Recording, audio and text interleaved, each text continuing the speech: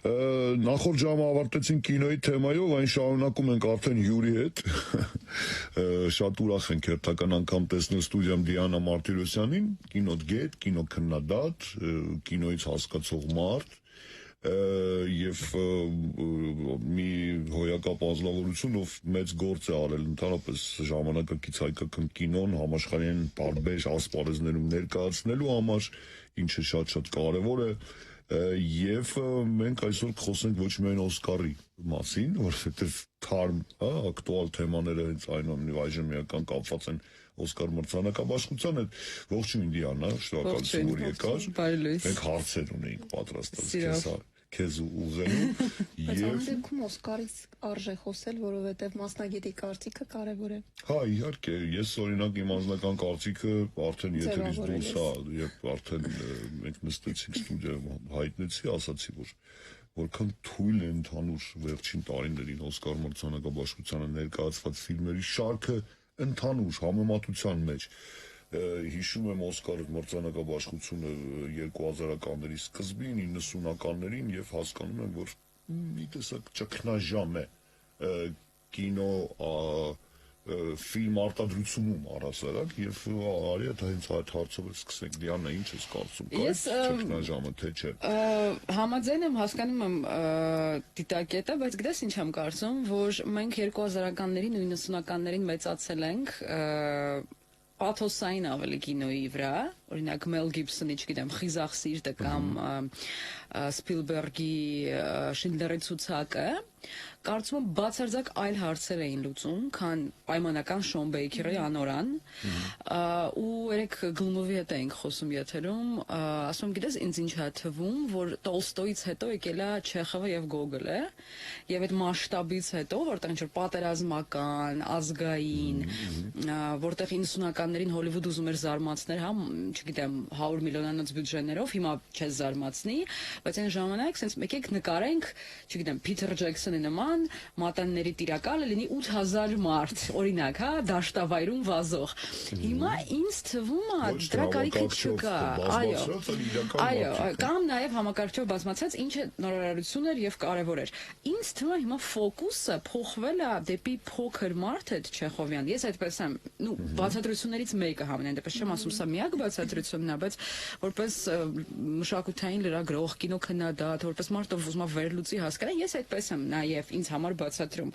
որ մենք հիմա ունենք փոքր մարդու խնդիր եւ երբ սեքս աշխատող ամառնավաճառուհին է հայերենում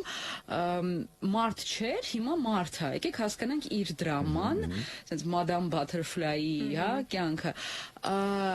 Եվ դա միջին վիճակագրական կոնսերվատիվ հայ տղամարդու համար հասկանալի չի։ Ով է ինքը ընդհանրապես, ինչու ես պետքա կարեկցանք էմպաթիա զգամ, ինչ որ մերկապարուհու նկատմամբ, ով է ինքը, եթե լինի եղեռն, եթե լինի, հա, օրինակ պիանիստի դաշնակահարի նման ֆիլմ, որի բրուտալիստը մենք տեսանք, Էդրիան Բրոդի, օքեյ, եղեռնը մեզ հասկանալի է, որտեղ մորթում են մարդկանց, կներեք, կամ մասսայական, հա, ոչնչացնում են հարյուրավոր հազարավոր մարդկանց, դա հասկանալի է։ Ես ինձ համար նաև այդպես եմ բացատրում այս ամենը։ Կանաչ գիրքը ֆիլմը ավելի մարդամոտ էր, ճիշտ է, այնտեղ էլ ուրիշ խնդիրներ էին բարձրացվում եւ ինչ վերաբերում է այդ ձեր մեկնաբանությանը, հենց նույն Շոն Բեյքերը ինքն էլ է ասում, որ ինքը չի գնացել բլոկբաստերի հետքերով, չի ստեղծել սպեցէֆեկտներով ինչ որ ֆիլմ, այլ հենց կենտրոնացել է անձի։ Հա, բայց ում է հետաքրքիր կողքի տանը ապրող, ասենք աղջիկը, որը օրը մեջ մեծ ծաղկեփունջ է ստանում, նրա ասենք կյանքը որքանով է հետաքրքիր կինո մանրավորում այդ պատմության։ Չէ, ես ճիշտ ասած փոքր մարդու պատմության հետ համաձայն եմ, բայց նույն Տոլստոյի հետ ժամանակակից էին Դոստոևսկին, Տուրգենևը, Նեկրասովը եւ բազմաթիվ այլ լուրջ մարդիկ, ովքեր ուրիշ բաներ էին գրում, այնպես չէ որ միայն պաթոս էր, բայց կարդում էին մարդիկ։ Դոստոևսկի ասպարին չկա, հա, գուցակինը բան կա եւ կուլտուրայի մասին է խոսքը, ընդհանրապես կինո մտածողությունն է փոխվել, հասկանում ես։ Հորինված գոյություն չունեցող հերոսները մեզ շատ ավելի մեծ ջերմություն եւ բան էին սովորացնում, Շոուշենքից փախուստը, չգիտեմ, նույն Forrest Gump-ը եւ այլն, դրանք ֆիլմեր են էլի մարդու մասին, չէ՞։ Մենք ի վերջո հոգեկան հիվանդ, չէ՞, տկարամիտ մի երիտասարդի կամ տղամարդու կյանք տեսանք Forrest Gump-ում, բայց մատուցումը տեսանք։ Բայց անհավանական պատմությունն է շատ, Forrest Gump-ը շատ անհավանական է, իսկ անորան Կինոն ռեալիստիկ պիտի հեքիաթ լինի, չպիտի ինքը իրական կյանքից Այս կվիճեմ, սա ես կասկածի տակ գտնեմ, ռեալիզմը եւ նատուրալիզմը հակադրենք հեքիաթին, երևի երկուսն էլ, չէ, երկուսն էլ պետք է լինեն կարծում եմ, հա, բայց Շոն Բեյքերը պարագայում ռեալիզմն է, նատուրալիզմն է, ինքը ձեռքի տեսախցիկով է նկարում, ինքը շատ փոքր բյուջեով է նկարել, անգամ մարդիկ սրճարանում իրական են եղել։ Այո, շատ հաճախ հենց ստատուսները ստացավ այդքան Օսկար, որը չի եղել պատմության մեջ կինոյի պատկերացում։ Walt Disney մոտ էր Չէ, ոնց կար այդպես լինի։ Միգուցե ուղղակի կինո չկար հարմար, որ առաջադրեն եղածից են ընտրել։ Դե միանշանակ եղածից Էմիլիա Պերեսը կար եւ կար անորան, Էմիլիա Պերեսը հայտնվեց սկանդալի կիզակետում, Twitter-ների, այո, ես նույն պատմությունը քանի որ կաննում եմ եղել անցած տարի, ու էլի Էմիլիա Պերեսի ու անորայի հակամարտությունն էր, ու ես անկեղծ ասած, որպես մարդով սիրում եմ եւ Ժակ Օդիարին, Էմիլիա Պերեսի ռեժիսոր եւ Շոն Բեյքերին, ես ուրախ եմ Շոնի համար, որովհետեւ 70 տարեկան ֆրանսիացին ով տարին մի հատ ֆիլմ է նկարում, ու արդեն ինչ նկարեմ, մյուզիկլ իսպաներեն, լինելով ֆրանսիացի, ասում ես, օքեյ, մարդը ինչ ուզում անում է, ասենց օբյեկտիվ փորձելով, էլ ու Netflix-ը ավելի մեծ գումարներ է ծախսել Էմիլիա Պերեսի վրա, իր կողքին Շոնը եւ Կարեն Կարագուլյանը, ում ես անձամբ ճանաչում եմ, չեմ ուզում իմաստեղ հայկական ֆակտորը լինի, որովհետեւ մենք հայ ենք, իրար աջակցում ենք, շնայց ինձ թվում է դա վատ չի եւ ցանկալի է, հաշվի առնելով ինչ էիթա հիմա Կարենի եւ Վաչեի նկատմամբ, արդեն ես գիտեմ որ Կարենը Կարագուլյան առաջարկել է տարիներ առաջ, մոտ 20 տարի առաջ, եթե չեմ սխալվում, էմիգրանտական պատմություն Brighton Beach-ի մասին եւ Կարենը որպես հայ ով 90-ականներին տեղափոխվել է Նյու Յորք եւ ինչպես ինքն էր պատմում, մի քանի խավիարով Brighton Beach-ում ուզում էր գումար աշխատել, որովհետեւ ձեռքը ուրիշ բան չկար, ինչ կարող էր վաճառել։ Կարծում եմ սև, հա, չէ՞ որ կարմիր տեսած, ենթադրաբար, այո, սև, որն ավելի թանկ արժե։ Ու տարիների ընթացքում փոփոխվել է սցենարը եւ Շոնը փոխել է այդ POV-ին, դիտանկյունը, գլխավոր հերոսը տղամարդ է, ինքը փոխեց կնոջ վրա, հասկանում եմ երևի ֆեմինիստական օրակարգ ունենք։ Ամեն դեպքում ստացվեց ինչ որ ստացվեց ու անկեղծ ես շատ ուրախ եմ հասկանալով Շոնին ու Կարենին ինչ ճանապարհ են իրենք անցել, որ նկարել են iPhone-ներով, Mandarin ֆիլմը, որտեղ խաղում է Լուիզա Ներսիսյանը, Արսեն Գրիգորյանը, Ալլա Թումանյանը եւ Կարենի հերոսը Ռազմիկը, տաքսու վարորդը, նկարել են մոտավորապես $100,000։ Դա գումար չի, ընդհանրապես ոչ մի երկրի համար $100,000։ Դա միջումներին ասենք չէ, կոֆե բրեյքերի գումար։ Այո, ես այդ ամեն ինչ հաշվի առնելով ու Ժակ Օդիարի օրինակ, հա, ճանապարհ անցած համատելով Շոնին ու Ժակ Օդիարին, ես ուրախ եմ այս բարգայում օբյեկտիվ Շոնի համար, բայց կարող ենք այո խոսել ինչու է ճգնաժամ, ինչու են գաղափարները գուցե ավելի քիչ կամ ավելի փոքր, քան 20 տարի առաջ, դա ինչ որ մշակութաբանական թեմա է։ Բացարձակ կանխատեսելի սյուժեներ են ֆիլմերում, որ այսինքն ֆիլմը դու դիտում ես արդեն առաջին 20 րոպեից մոտավորապես հասկանալի ռեժիսորը ուր է տանում, այսինքն այդ վաուն, այսինքն այդ անսպասելի կտրուկ շրջադարձերը, սյուժետային եւ այլն, այլևս կինոյում ես կամ եթե լինում են, ապա դրանք վատ են կատարված, այսինքն մի խոսքով կինո նայելը արդեն դարձել է, կինո ընտրել է նայելու համար, դարձել է մի առանձին գլխացավանք։ Ժամանակին մենք ամբողջ շաբաթվա ծրագրում ենք ասում ենք այ վաղը սա կնայեմ, հետո մի երկու օր հետո մեկ մարսեմ, երկու օր հետո այսա կնայեմ, չկա ծրագրած ինչ որ ցանկանում ես չգիտես ինչ նայես, բայց գիտեմ որ օրինակ լավ Օսկարը մի կողմ Բերլինի փառատոնում լավ ֆիլմեր են ներկայացրել հայկական եւ դրանք արժանացել են բարձր գնահատականի, բայց մի տեսակ ստվերում է մնացել պատմությունը, որովհետեւ հենց անորան է ստվերել, չէ՞, ոնց որ։ Հա, չէ, անորան թե մնացած ֆիլմերը, որոնք որ ի վերջո Օսկարին հանվեցին, որպես հավակնորդներ միգուցե եւ Բերլինին կինոփառատոնում են ցուցադրել, բայց զուգահեռ մի քանի հայկական ֆիլմեր կան, որոնք որ մենք լսել ենք ականջի ծայրով դրանց նկարահանման, թողարկման, ցուցադրական այդ գործընթացների մասին, բայց շատ քիչ ինֆորմացիա ունենք, մի քիչ Յանա ջան, մի քիչ ուրիշ կինոփառատոններից է խոսենք, էլի Օսկարը մի կողմ դնենք։ Այո, իհարկե սիրով Հետաքրքիր փաստ, մենք վերջին անգամ Բեռլինի կինոփառատոնում հայկական ֆիլմ ունեցել ենք 94 թվականին Միքայել Դովլաթյանի Լաբիրինթոսը, եւ 94-ից այս կողմ 2025-ին ունենում ենք երկու հայուհի Թամարա Ստեփանյանը, Վիգեն Ստեփանյանի աղջիկը, լուսահոգի դերասան, ով բնակվում է Ֆրանսիայում եւ նկարել է վավերագրական ֆիլմ Երկխոսություն հայրիկի հետ, ոնց որ նամակ երկխոսություն Վիգենի հետ եւ հայացք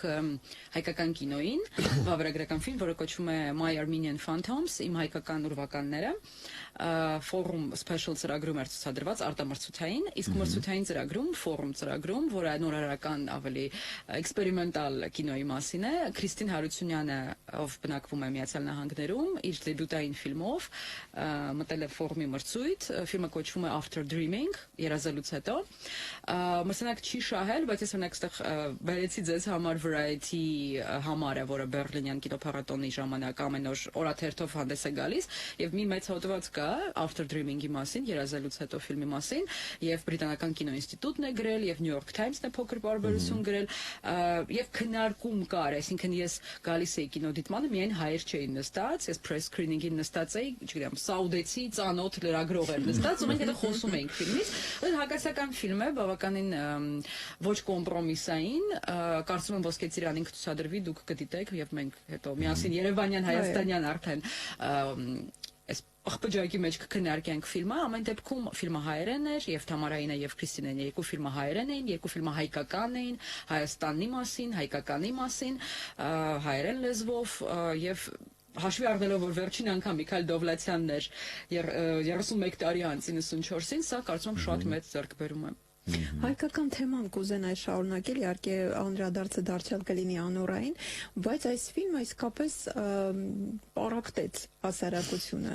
Երկու բևեռների, նրանք ովքեր հավանեցին, նրանք ովքեր չհավանեցին, եւ հենց այդ հայկական բաղադրիչը նույնպես երկու կարծիքների կիսվեց։ Մարդիկ ովքեր հպարտանում են զուտ այն փաստով, որ կան երկու հայ դերասան, եւ մարդիկ ովքեր ես հանդիպեցի մի քանի վերլուծություն եւ ուղղակի կարծիք, որ ինչ ամոթ է, որ հոգևորական այսպիսի դերում է հանդես գալիս, որ այսինքն հոգևորական չէ, ինքը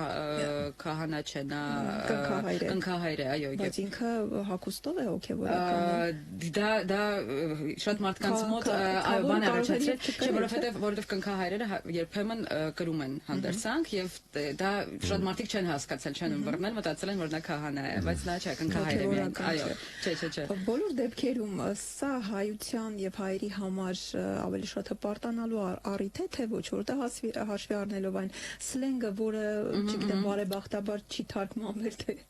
ինչպես է հնչում, ձեր կարծիքը մասնագիտական։ Ես գիտեք ինչ եմ կարծում, որ մենք չպետք է մտածենք անդադ հպարտանալու մասին։ Մենք ուզում ենք կինոյով, մենք լուծենք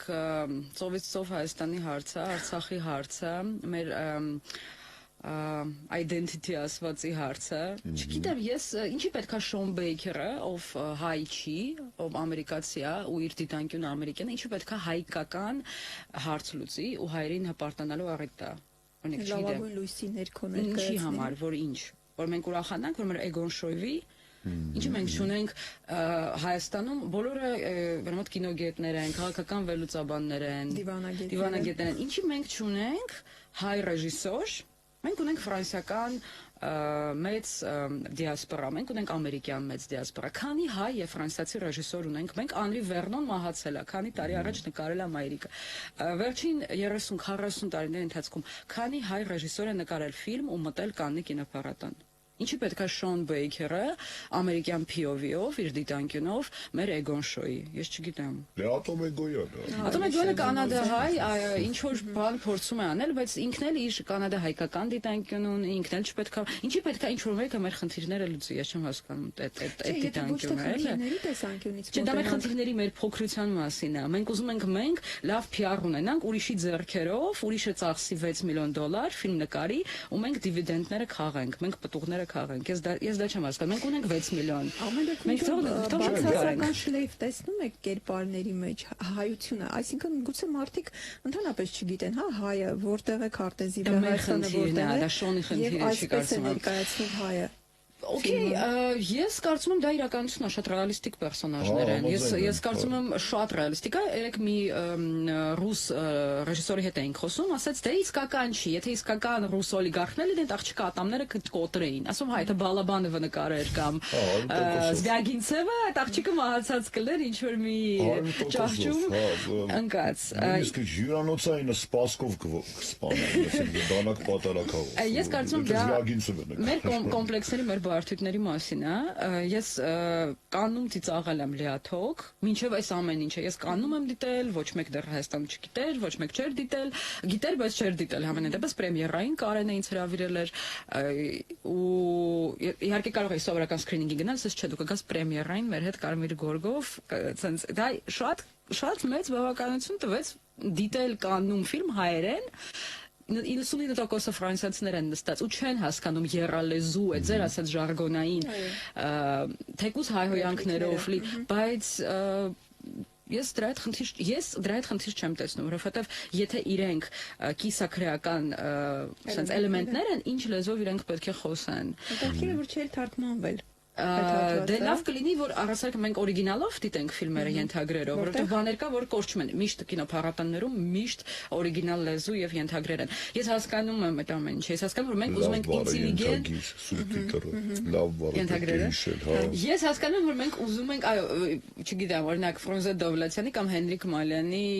կինոն, բայց մենք չունենք հիմա Հենրիկ Մալյան ու Ֆրունզե Դովլաթյան։ Թող լինեն իրենք ու ֆիլմեր ներկայացնեն կանում, որտեղ կլինի ինտելիգենտ հայ։ Եթե այդպիսի հայ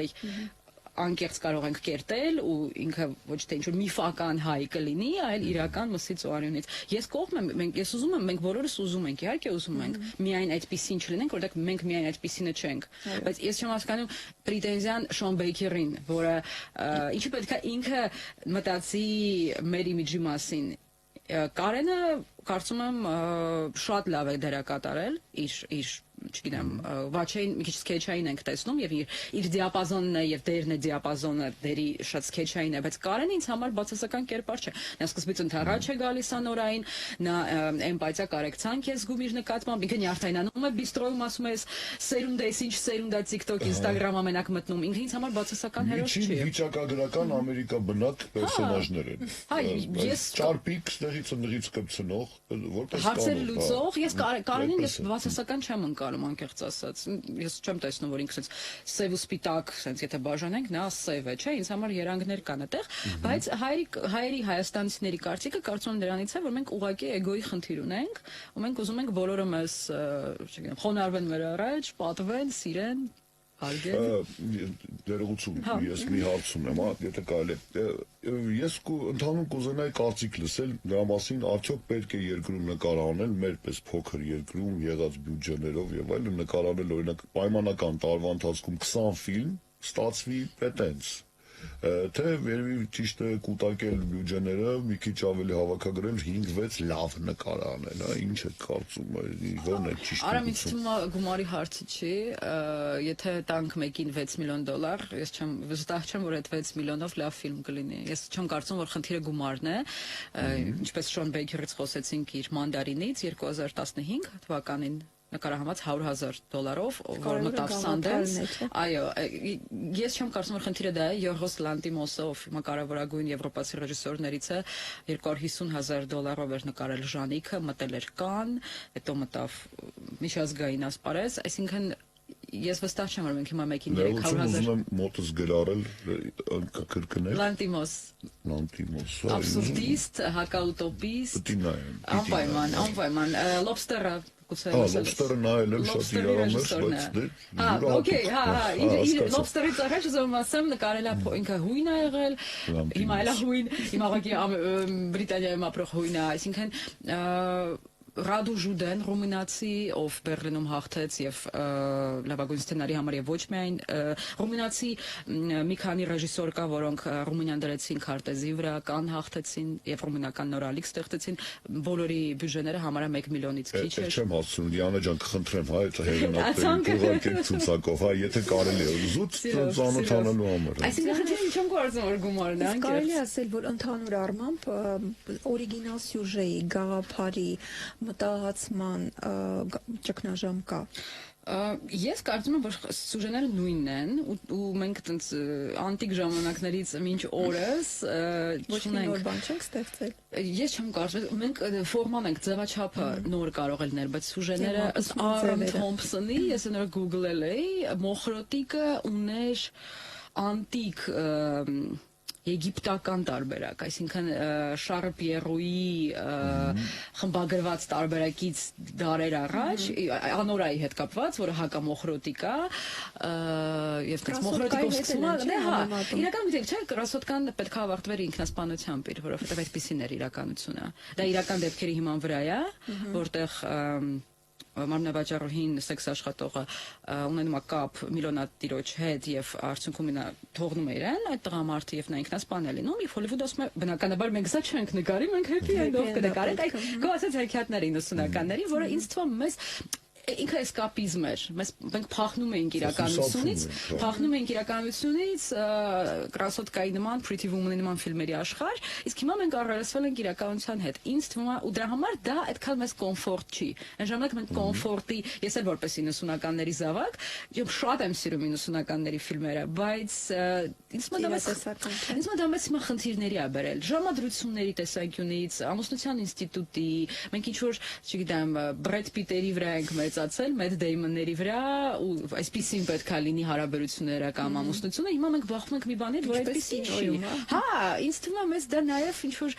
հուսախաբ արել ինչ որտեղ։ Հա, այսինքն դու կարծում ես, որ կինոն բոլոր դեպքերում պիտի ցույց տա այն, ինչ որ կյանքում կատարվում է։ Նաև, չեմ ասում միայն, բայց այսինքն ինձ թվում է մենք այդ ռոմ-կոմերի վրա մեծացած սերունդը, իմ սերունդը, միլենիալների, հիմա հուսախաբ է լինում, որովհետև մեզ Դիսնեյ են ցույց տվել, մեզ ասել են, գիտես, սենց է լինելու, ամեն ինչ լավ է լինելու, քո արքայազնը գալու է, քեզ փրկի, բայց մենք դեռ սպասում ենք, ուր է այդ արքայազնը, ինչի չի գալիս, չի փրկում, ու մենք հաճախ пассив դերում ենք, մանավանդ հայ կանայք, ինձ թվում է, նստած սպասում ենք թախտին։ Հասկացա, ճիշտ ասած, երբեք չի մտածել դրա մասին, հա։ Բայց այսինքն ֆիլմը չպետք է ունենա կրթական կամ մոտիվացնող գաղափար։ Իրական կյանքը կարող է եւ շատ դաժան է, ավելի ոչ թե կարող է, հենց այդպես էլ կա։ Հենց դա պետք է արտացոլի կինոն, թե ինչ որ հուսադրող եւ ինչու ոչ նաեւ happy end-ով ավարտող։ Թե դա սա ժանրերի խնդիր է։ Իսկ ժանրերի ոճի ռեժիսորի, ինչպես Սարամը ասաց, Դոստոևսկու մոտ մի բան է, այո, եւ ես երեք էլ հիշեցի ալպիական մանուշակը Բակունցի, որ ինձ նենց հիշացնում անորալ, որ այդպիսի պատմություններ էլ կան, չէ՞, տղամարդ կարող է գալ եւ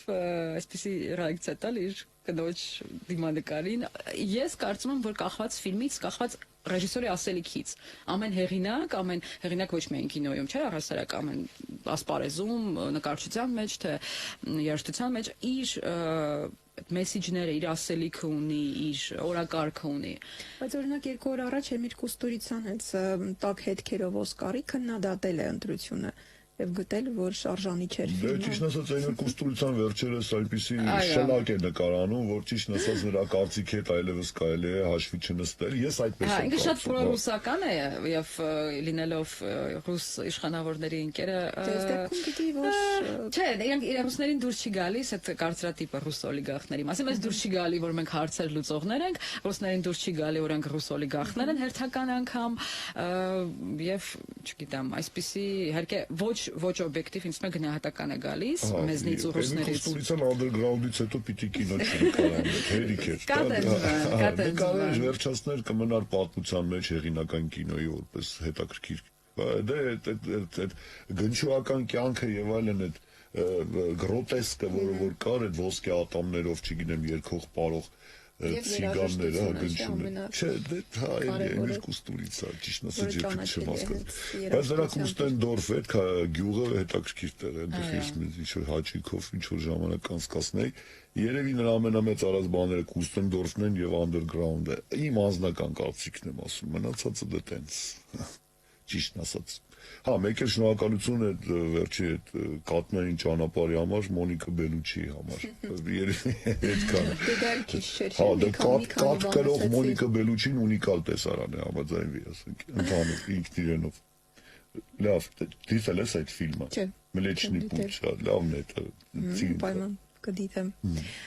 Իսկ հեղինակային կինոյի մասին խոսեցիք հիմա հայկական ֆիլմ արտադրության մեջ ինչ տեղ է զբաղեցնում հեղինակային կինոն եւ ինչ ճակատագրի է արժանանում։ Փառատոն լավագույնը սա է այժմ, եթե վերջին մի երկու տարվա մեջ դիտենք ինչ է կատարվում մեզ մոտ, ես կարծում եմ Թամարա եւ Քրիստինեի ֆիլմերի հաջողությունն ենք գրանցում այս պահին, ինչ կլինի 25-ին, հա, 25-ը սկսվեց այսպես, լավ սկսվեց մեզ համար, ամեն դեպքում ամեն տարի Բերլին ես գնում էի 17-ից սկսած, տեսնում էի, որ ամեն տարի վրացիները ֆիլմ ունեն, ամեն տարի ես բարկանում էի, ինչի վրացիները ունեն, մենք չունենք, գալիս է Երևան, բոլորի հետ կռիվ էի անում, ասում եմ, ինչի չեք գրում ֆիլմեր, ինչի չեք ստեղծում ֆիլմեր, որ բացի 3-4-3.5 կինոթատրոնից Երևանյան ու Գլենդելի հայերից ու Ռոստովի հայերից ուրիշ մարդիկ տեսնեն, ու հիմա ես տեսա այդ երկու ֆիլմը եւ Թամարայի հետ խոսում էինք Բերլինում, հոլովակ եմ նկարել, հրապարակենք մարտի 8-ին կարծում եմ Instagram-ով, ասում եմ Թամարա ոնց եղավ, որ մենք 31 տարի ֆիլմ չունենք, Կաննում էլ չունենք, Վենետիկում էլ չունենք, Վենետիկում Ոդկա Լեմոնն էր վերջինը, բայց հայ ռեժիսոր չէր, քուրդ ռեժիսոր էր, Լուսահոգի Մարտունադոյանի պրոդյուսինգ արած ֆիլմերից, ասում եմ հայ ռեժիսոր չի եղել, եղել է օրինակ 85-ին Վենետիկում Ալբերտ Մկրտչյանի Մեր մանկության տանգոն 85-ին։ Ասում եք քանի տարի մենք ֆիլմ չենք ունեցել։ Իսկ վրացիները ու իրանցիները ու թուրքերը ամեն տարի ունենում են համարյա։ Բայց ֆիլմ չենք ունեցել ցուցադրված թե արժանի ֆիլմ չենք ունեցել։ Սա կարևոր հարց է, որովհետեւ կարող է լավ ֆիլմ եղել, ուղղակի չի հասել։ Դա էլ է պրոդյուսինգի խնդիր, ուրեմն պրոդյուսերները ուրեմն նետվորքը սխալ են կառուցել կամ ճիշտ կապեր, ճիշտ, չգիտեմ, մարդկանց հետ չեն շփվել, դա էլ է պրոդյուսինգի մի մաս, ախր արտահանելը, էքսպորտ անելը, պրոդուկտը դա էլ է բիզնեսի մի մաս։ Ինչքան էլ մենք պաթետիկ բաներից խոսենք եւ ուզենանք, չգիտեմ, արվեստից, դա արվեստի դիտանկյունից նայենք, դա բիզնես է, կինո բիզնես է եւ Քրիստինի ֆիլմի պրոդյուսերը մեքսիկացի Կարլոս Ռեյգադասն է, ով Կաննի կինոփառատոնի դափնեկիր չէ, բայց մրցանակակիր է, եւ եթե չլիներ Կարլոս Ռեյգադասը, գուցե Քրիստինի ֆիլմը չմտներ Բերլինի մրցութային ծրագիր։ Այսինքն, այստեղ կարևորը որ Քրիստին Հարությունյանը որպես պրոդյուսեր, սցենարիստ, ռեժիսոր կապ ա գտել Կարլոս Ռեյգադասի հետ, որտեղ Հայաստանում մենք Կարլոս Ռեյգադաս չունենք։ Մենք չունենք ոչ մի պրոդյուսեր Հայաստանում, ով կարող է չէ մի հեռախոսազանգով կամ մի նամակագրությամբ մտնել Բերլին կամ Վենետիկ կամ Կանն։ Իսկ միգուցե մտածել հենց պրոդյուսերական դպրոցը զարգացնելու մասին։ Պրոդյուսերներ ու սցենարիստներ են մեզ պետք, վստահ եմ, ռեժիսորների խնդիրը չի, այլ պրոդյուսերների ու սցենարիստների։ Եթե մեր պրոդյուսերները անգլերեն չգիտեն, մեծ մասը, ինչի մասին է խոսքը։ Չեմ ուզում հիմա տոքսիկ հնչի ու ես տենց քննադատեմ ու ասեն ձանանելի դժգոհ է, բայց դա է, չէ՞ նաև հիմքերի հիմքը։ Ու եթե իրանք տեղյակ չեն ինչ է կատարվում վերջին տարիներին նույն Բերլինում, Կաննում, Վենետիկում, ինչպես իրանք կարող են մի պրոդուկտ ստեղծել, որպեսզի արտահանել այդ պրոդուկտը, այդ հարթակներ, ու հետո մտնել Օսկար։ Այսինքն Օսկար հենց նենց չեն մտնում, դու պետք է տարիների ընթացքով պատտվես այդ ամեն ինչի մեջ։ Ու Վոլտեր Սալեսի I'm Still Here, որը ստացավ Best International Film, լավագույն միջազգային ֆիլմի համար, պրեմիերան Վենետիկում էր։ Այսինքն ամեն ինչը մինչև Օսկար պատտվում է այդ մեծ կինոփառատոններում եւ այդտեղ է կառուցվում այդ ամեն ինչը։ Մինչև մեծ կինոփառատոնները մի քիչ ավելի համեստ կինոփառատոններ, այսինքն ճանապարհը այդ մեխանիզմը, այդ կոնվեյերը աշխատում է ինչ որ ձև, բայց մերոնք դա չեն պատկերացնում, որտեղ ուզում են հայկական հարցեր լուծեն, եղերնի հարց լուծեն կինոյով, ու նստեն լացեն ու պաթոսային ֆիլմեր նկարեն։ Ինձ թվում է մենք մեր էգոն մենք դրա մասին ենք այսօր մեծ մասը մեր։ Հեղինակային ֆիլմը միշտ է, որ որպես կանոն ոչ կասային, ոչ դրամարկղային է լինում, թե լինում են բացառություններ։ Անուրան 25-ից 30 միլիոն հավաքել է։ Ջիմ Ջարմուշը։ Բայց ինքը համարվում է հեղինակային կինո։ Մենք հիմա շատ չենք սիրում վերջերս կինոքննադատները չեն սիրում art house տերմինը, որովհետև արդեն այդքան էլ Որն art house։ Ջիմ Ջարմուշը 7 տարի կարող է գումար հավաքել Only Lovers Left Alive-ի համար, հետո կրակել այդ ֆիլմով, բայց իրեն դժվար է գումար հավաքել, անգամ Ջիմ Ջարմուշին ինքը 7 տարի գումար էր հավաքում այդ ֆիլմի համար։ Բայց ֆանտաստիկ ֆիլմ է։ Միանշանակ չէ, Ջարմուշը լավագույններից է, իհարկե։ Հոյակապ երաժիշտ է միջազգային։ Այո, այդ երաժշտությունը ֆիլմերի համար շատ տեղերում ինքն է հենց անձամբ նվագում։ Ես կարծում դա լավագույն կինոն է, գիտեք, նայեք Դեյվիդ Լինչ, Գայ Ռիչի հեղինակայինները, ոչ թե որ պատվերով է նկարում։ Դա ինչ-որ շատ լավ սիմբիոզ է կոմերցիայի ու հեղինակայինի։ Դու կարող ես մենք art mainstream ենք ասում դրան, sense էլի, մի քիչ լղոզած տերմին կա, որը համ art ունի, համ mainstream է, երկու բաղադրիչը, որ դու կարող ես վաճառել քո հեղինակային կինոն։ Հայկական օրինակներ ունենք։ Չէ։ Չէ, բայց օրինակ այդ art house-ը հեղինակային կինոն ես ֆիլմեր կա դանիական ինչ-որ փոքր կինո փառատոնում կարող է ցուցադրեն խոշոր պլանով ցուցադրում են օրինակ կնոջ բարեմասնությունները այդ սափրում են, ասենք խոշոր պլանով ու դա անում են, ասենք 8 րոպե ու նայես տանջվելով խրթոցը լսելով իրականում որևիցե սեռական օրգաններ չի ցուցադրում, դու հասկանում ես որտեղ է այդ աշխատում այդ սափրող մակերեսը, մի խոսքով ու դա տես նայում ես ասում լավ ինչ է ուզեց հեղինակ ասել, ինչ որ խեղաթուրված, ինչ որ տենց բորբոքված, բայց դե հիմա այդ էլ հիմա ըստ հեղինակի ինչու ոչ։ Մենք եկել ենք այն ժամանակներ, երբ որ ցանկացած մարդ իրավունք ունի ինքնաարտահայտվելու եւ եթե դա անում է կինոյի օգնությամբ, ապա մենք բոլոր դեպքերում պիտի համակերպենք այդ մտքի հետ։ Թե հիմա լավ է, դուր է գալիս, թե չէ, դա երկրորդ հարց է, բայց դե հիմա Էնդի Վորհոլն էլ էր նկարում 8 ժամ, ինչ որ գանձեր մոտավորապես նման բան էր։ Առաջինը Դալին է, թե կհիշես, Սալվադոր Դալին էլ տենց բաներ ուներ, հիվանդ, տենց աչքի բիբը բացում էին ինչ որ։ Լուիս Բունուելի հետ, Անդալուզիան շան մեջ։ Տենց բաներ անում էին, ուզում ասել նոր բան չէ, բայց դե ամեն մարդու նայելու բան չէ։ Բայց եթե պատասխանենք Սաննայի հարցին, Ֆոն Թրիերը հեղինակային կինո է եւ հիմա հասկանալի է նա Փարքինսոնով հիվանդ է եւ վերջին տարիներին չի նկարում եւ ցավոք այլևս կարծում չի նկարի ոչինչ, որովհետեւ այն ֆիզիկական վիճակում չէ, բայց Ֆոն Թրիերը վառ օրինակն է, որ կարելի է մեծ գումարներ աշխատել, կարելի է լինել հայտնի քո այդ կղզյակից դուրս, հետո բոլորին ուղարկել գրողի ծոցը, ինչպես նա արեց Կաննի կինոփառատոնում,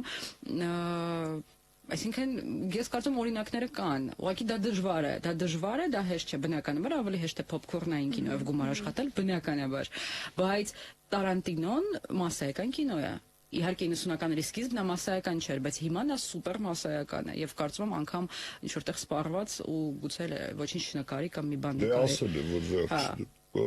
ցավոք։ Իսկ դա ամենասկզբից պետք է այդ խնդիրը դրվի, թե ընթացքը կարող է ցույց տալ կինոն եւ հեղինակայինը եւ դարձավ մասսայական։ Ասում դա կախված է ռեժիսորից